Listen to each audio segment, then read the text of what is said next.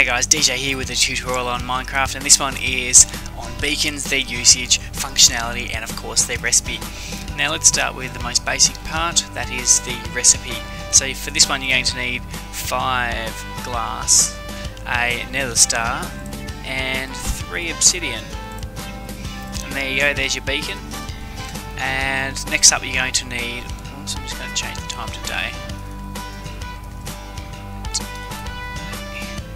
Because beacons do need a light level of 15, but I do believe you can just put a few torches around the outside like so and it'll work fine, but you cannot put the torches above or put anything above because they do need access to the sky. So there are 4 types of beacon levels. This one is the lowest, so it's just 1 tier, and it is made with a nice little pyramid down the bottom out of some kind of ore based block. So I've just put them all here so it's easy to see them all. Emerald, diamond, gold or iron, and of course you can do combos of any of them even if they aren't in the same row, so that pyramid will still work fine. It just looks weird with a weirdo gold block there, so I've just changed it back. And it does require quite a lot of blocks to use. So this one I think uses 81 blocks, which is one below this one that uses about 150 or something ridiculous like that, because the bottom is a 9 by 9. Anyway, the pyramids are needed for the levels of the beacon. So as you can see here, this one is a level kind of 1 beacon with only 1 tier, and it does only have access to the 2 bottom ones, so speed and haste.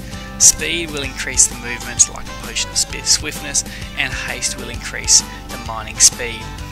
Now next up we have, well I'm skipping one here, but there is meant to be one in the middle there that is 2 tiered, and I do believe you will only see those, you will see those 4 if it's 2 tiered. Now this one is 3 tiered, so you'll see all 3, so first, second and third tier. Resistance will give the increased armor rating, jump boost will increase the jumping distance, and strength will increase the melee damage, well similar to that of a potion of strength.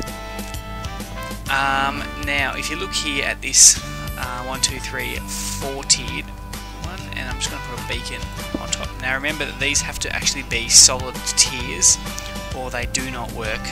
So as you can see under here there's solid right down to the core.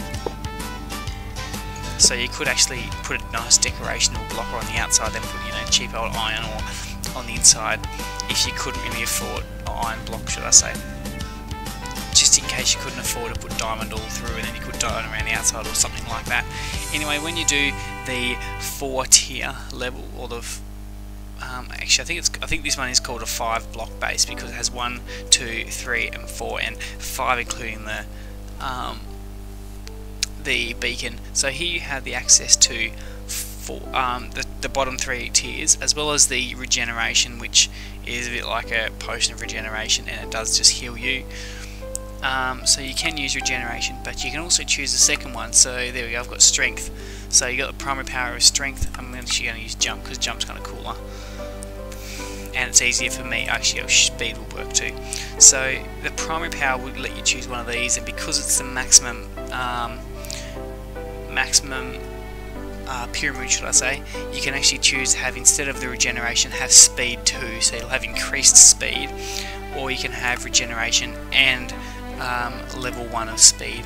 So to make this work you have to actually kind of give it a tribute, if you like, by chucking in one of the items I've asked for, so an iron ingot, a gold ingot, a diamond or an emerald, and of course the easiest thing to throw in would probably be an iron ingot because it's a lot less expensive.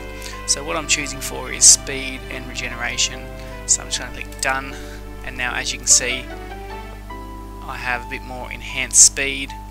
You probably can't see it very well because Fraps is set to record at a certain Frap level no matter what, but there you go, you can see speed and regeneration sit here in a big, and if I go back to the tower it'll just keep resetting before it runs out if you're in the range. Now I do have to check what the range is because I can't remember it off by heart. There we go, if you have a 3 by 3 pyramid radius base, There we go. This one you're going to get a radius of 16 from the pyramid. This one here, which is the 7x7, you're going to get 32 radius, and of course the 5x5 is 24, and the 9x9 is going to give you a massive 40 radius. So this is going to be a nice little one for you. And of course you can put it all underground. I did test that, but I'm in super flat, so it's going to work and it won't look very cool. You can put it all underground, just have the beacon poking out on top, and it should work perfectly fine. Cross your fingers, because I did it once, and it worked fine, but you know, we never know how it's going to go. This one works, all beacons work perfectly in the end, but they will not work properly in the nether, because the beacon needs access to sky, and obviously the nether is, well, restricted a little bit in that sense. So if you like this one, give us a thumbs up, subscribe, like our Facebook page, and of course post on our wall any video requests for the future. Now these go insanely high, and I wonder if you can just run. I don't think you can go through them actually. They kind of have a bit of a